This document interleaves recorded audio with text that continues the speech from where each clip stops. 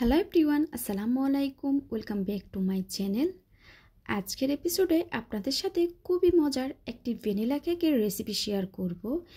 এর আগে আমার চ্যানেলে আরও 4 ধরনের ভ্যানিলা কেকের রেসিপি শেয়ার করেছিলাম, তবে আমার কাছে মনে হয়েছিল আমার রিসেন্টলি শেখা এই ভ্যানিলা কেকটি সবচেয়ে বেশি টেস্টি, তাই চলে আসলাম আপনাদের সাথে রেসিপিটি শেয়ার করার জন্য।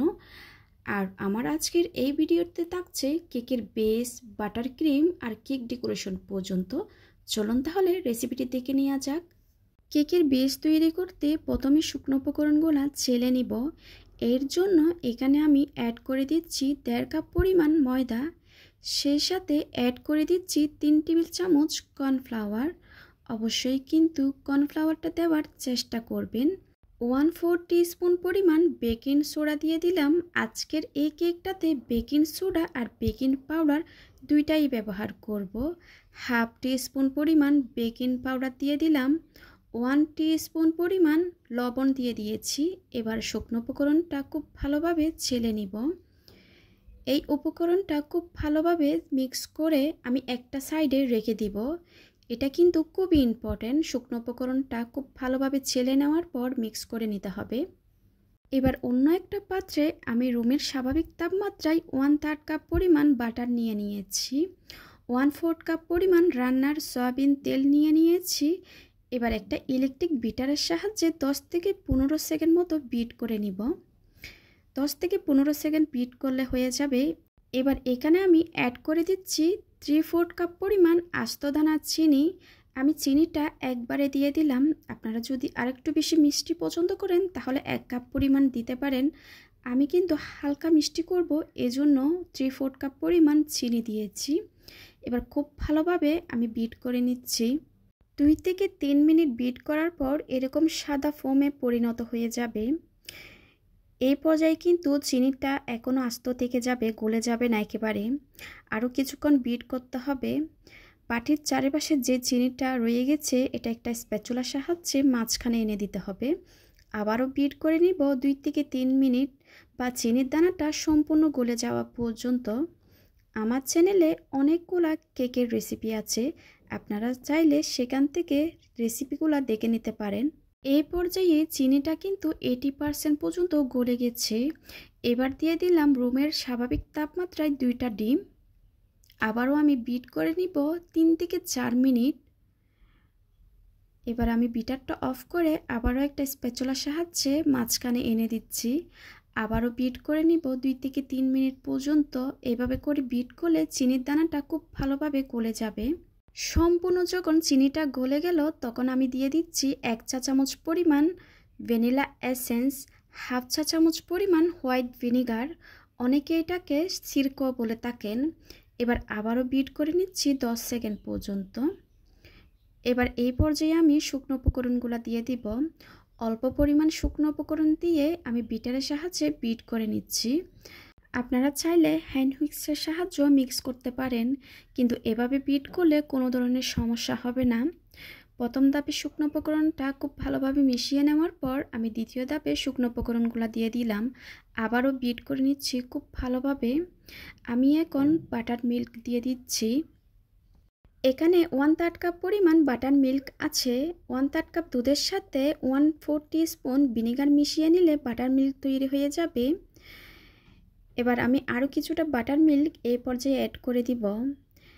এখন আমি ওভেনটা 160 ডিগ্রিতে 10 মিনিটের জন্য প্রিহিট করে নিব।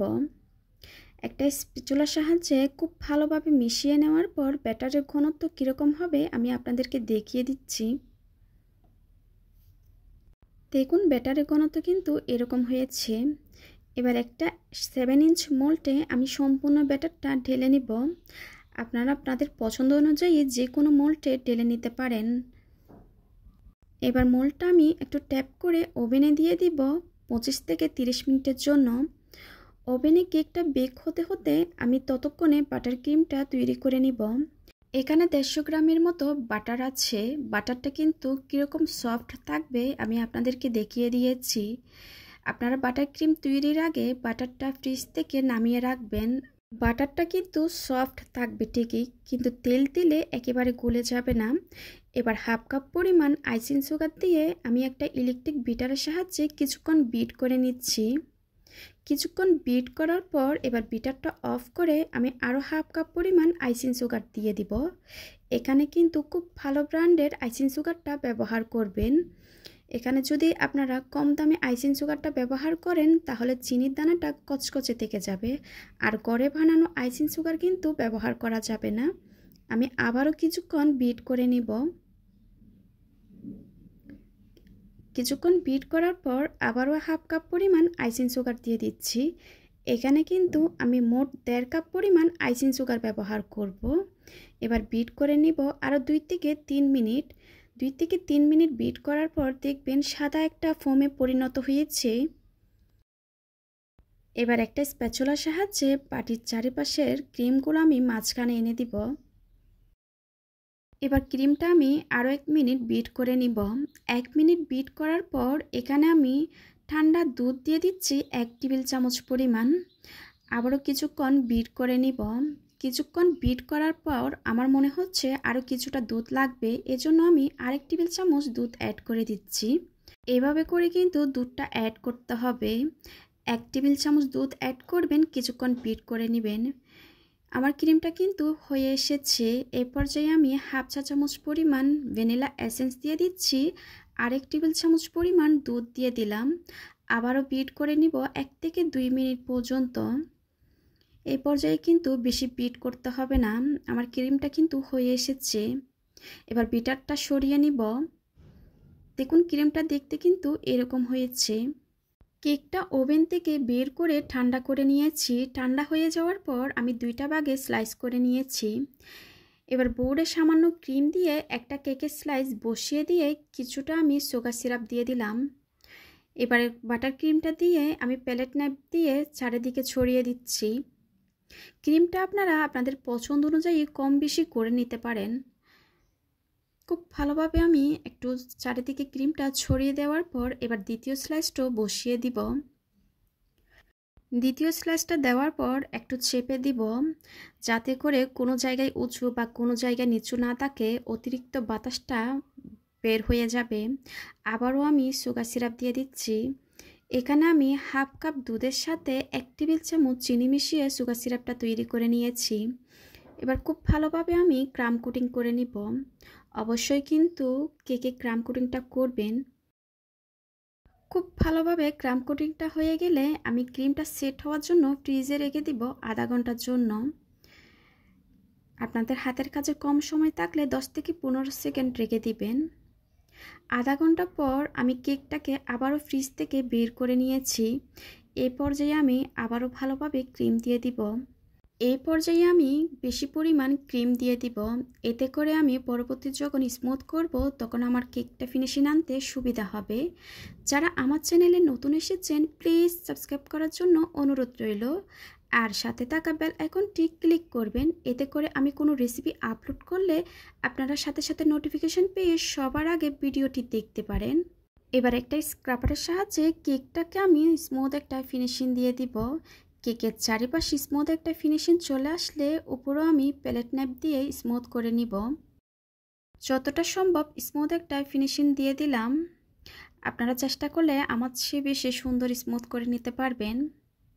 স্মুথ ফিনিশিং চলে আসলে আমি একটা টুটি নজল দিয়ে ফুল তৈরি করে দিচ্ছি। আজকের কেকটা আমি সিম্পলভাবে ডেকোরেশন করব। যারা ডেকোরেশন একদম পারেন না তারাও এই কাজটা করতে পারবেন। এবার কেকটা কতটুকু ওজন হয়েছে আমি দেখিয়ে দিচ্ছি। এই কেকটা অর্ডারের কেক ছিল না, এটা আমি বাসার জন্য তৈরি করেছি। 450 গ্রামে 1 পাউন্ড হয়ে থাকে। মাশাআল্লাহ কেকটা খেতে কিন্তু অসাধারণ হয়েছে। আমি এই রেসিপিটা সহজভাবে দেখানোর চেষ্টা করেছি, আর এটা আমি একটা শেফের কাছ থেকে এই রেসিপিটা শিখেছিলাম, ওইটা আমি আপনাদেরকে দেখিয়ে দিলাম। আশা করি আমার আজকের রেসিপিটা আপনাদের থেকে ভালো লেগেছে। ভালো লাগলে প্লিজ আমার চ্যানেলটা সাবস্ক্রাইব করবেন। আজকের মতো বিদায় নিচ্ছি। সবাই খুব ভালো থাকবেন, সবাই সবার জন্য দোয়া করবেন। আল্লাহ হাফেজ।